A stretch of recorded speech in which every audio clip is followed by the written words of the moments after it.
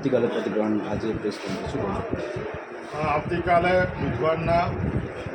જિલ્લા કોંગ્રેસના પ્રમુખ તરીકે મારો કાર્યભાર સંભાળવા જઈ રહ્યો છું ત્યારે સમગ્ર બનાસકાંઠાના કોંગ્રેસ પાર્ટીના કાર્યકર્તાઓને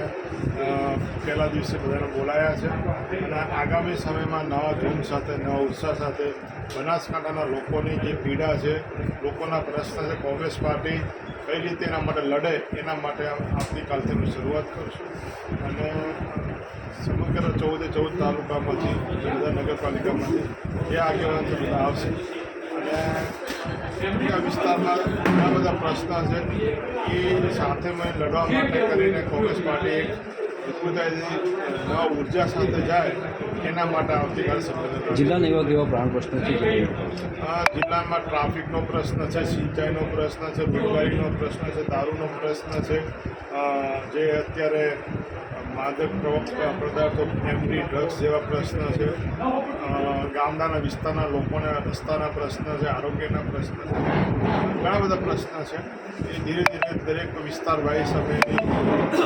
મેપ બનાવી, ક્રાઇટેરિયા બનાવી લોકોના પ્રશ્ન માટે લડશું.